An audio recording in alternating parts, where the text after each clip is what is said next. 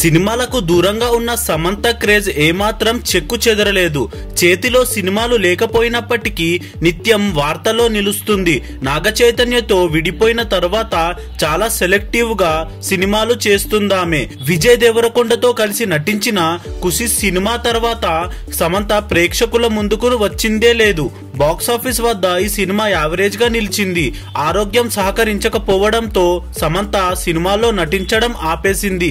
ప్రస్తుతం సమంత చేతిలో ఒక్క సినిమా కూడా లేకపోవడం విశేషం. సినిమాలకు దూరంగా ఉన్న సమంత సోషల్ మీడియాలో యాక్టివ్ గానే ఉంటుంది. సోషల్ మీడియాలో సమంతకు ఎన్నలేని అభిమానులు ఉన్నారు. సమంతకు సోషల్ మీడియాలో విపరీతమైన ఫ్యాన్ ఫాలోయింగ్ ఉంది. 33 మిలియన్ల అభిమానులు సమంతను సోషల్ మీడియాలో ఫాలో అవుతున్నారంటే అమ్మడు రేంజ్ ఏంటో అర్థం చేసుకోవచ్చు. అయితే తాజాగా సమంత ఓ సమస్యలో చిక్కుకుంది. సమంత ఇటీవలే ఫుడ్ కు సంబంధించిన ఓ వీడియో చేసింది. యూట్యూబ్ పాడ్కాస్ట్ పేరిట కొన్ని ఆరోగ్య చిట్కాలను అభిమానులతో పంచుకుంది. హెల్త్ పాడ్కాస్ట్ సిరీస్ లో పాడ్కాస్ట్ అండర్స్టాండింగ్ ఆటో ఇమ్యూనిటీకి సంబంధించిన వీడియోను విడుదల చేసింది.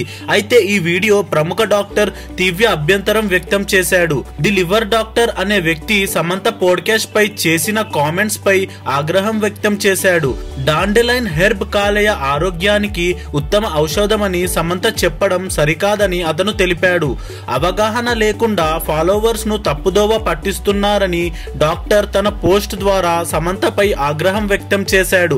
సమంత తన 33 మిలియన్ల ఫాలోవర్లకు తప్పుదోవ పట్టిస్తుందని సమాచారం తన ట్విట్టర్ లో రాసుకొచ్చాడు. ప్రస్తుతం దీనికి సంబంధించిన ట్వీట్లు, వ్యాఖ్యలు సోషల్ మీడియాలో వైరల్ అవుతున్నాయి. అయితే దీనిపై సమంత ఎలా రియాక్ట్ అవుతుందో అని అభిమానులు ఎదురు చూస్తున్నారు.